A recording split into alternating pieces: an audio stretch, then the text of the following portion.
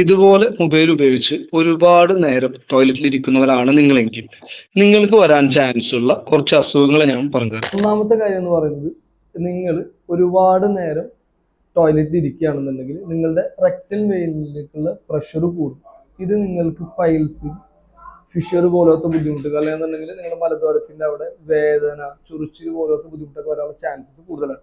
രണ്ടാമത്തെ ഒരു കാര്യം എന്ന് പറഞ്ഞിട്ടുണ്ടെങ്കിൽ, നിങ്ങൾ ഇങ്ങനെ ഇരിക്കുന്ന സമയത്ത് നിങ്ങളുടെ പെൽവിക് ഫ്ലോർ മസിൽസിലേക്ക് കൂടുതൽ പ്രഷർ കൊടുക്കും. ഈ പ്രഷർ കാരണം നമ്മളുടെ പെൽവിക് ഫ്ലോർ മസിൽസ് ലൂസനാവും, അതിന്റെ സ്ട്രെങ്ത് കുറയും.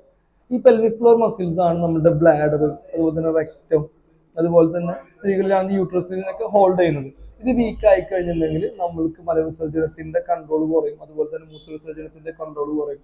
അതായത് നമ്മൾ സെക്ഷൽ ലൈഫിലും നമ്മൾ ബാധിക്കാനുള്ള ചാൻസസ് കൂടുതലാണ്. അതുപോലെ തന്നെ ഒരു മെയിൻ പ്രശ്നമാണ് നമ്മൾ ഇരിക്കുന്ന നമ്മുടെ ടോയ്ലറ്റിന്റെ ഒരു കുറച്ച് ഹാർഡ് സർഫസ് ആണ്. അപ്പൊ നമ്മളുടെ ഈ ഗ്ലൂട്ടിയൽ മസിൽസ്, അതുപോലെ തന്നെ പൈറിഫോം മസിൽസിലൊക്കെ ഇത് എക്സ്ട്രാ പ്രഷർ കൊടുക്കും. അപ്പൊ അതിന്റെ അടിയിൽ കൂടെ പോകുന്ന സയാറ്റിക് നെർവിലേക്കൊക്കെ കംപ്രഷൻ വരാനും, സയാറ്റിക് പോലത്തെ പെയിൻ വരാനും, അതുപോലെ തന്നെ നമ്മുടെ കാലിലേക്ക് തരിപ്പ്, വേദന, ബുദ്ധിമുട്ടുകളൊക്കെ വരാനുള്ള ചാൻസസ് വളരെ കൂടുതലാണ്.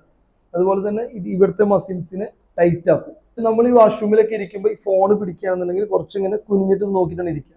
അപ്പോൾ നമ്മളുടെ ഈ നോർമൽ കർവേച്ചറിനെ ബാധിക്കുകയും ഭാവിയിൽ ബാക്ക് പെയിൻ, അതുപോലെ തന്നെ നെക്ക് പെയിൻ ഒക്കെ വരാനുള്ള ചാൻസസ് കൂടുതലാണ്.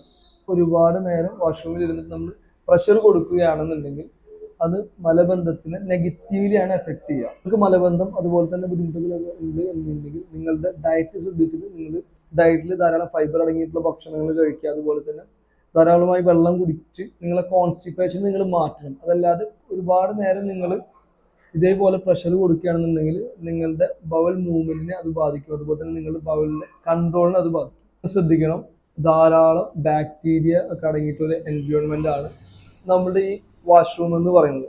അപ്പോൾ നമ്മൾ ഈ ഫോൺ ഉപയോഗിച്ച് കഴിഞ്ഞാൽ ഈ ഫോണിൽ ഒരുപാട് ബാക്ടീരിയ ഒക്കെ പിടിക്കാനുള്ള ചാൻസ് കൂടുതലാണ്. നമ്മൾ ഈ ഫോണായിട്ടാണ് പിന്നെ നമ്മൾ റൂമിലേക്കും നമ്മൾ ഭക്ഷണം കഴിക്കുമ്പോഴായാലും എല്ലാം ഈ ഫോണാണ് യൂസ് ചെയ്യുന്നത്. അത് നിങ്ങളെ നെഗറ്റീവായിട്ട് തന്നെ ബാധിക്കും.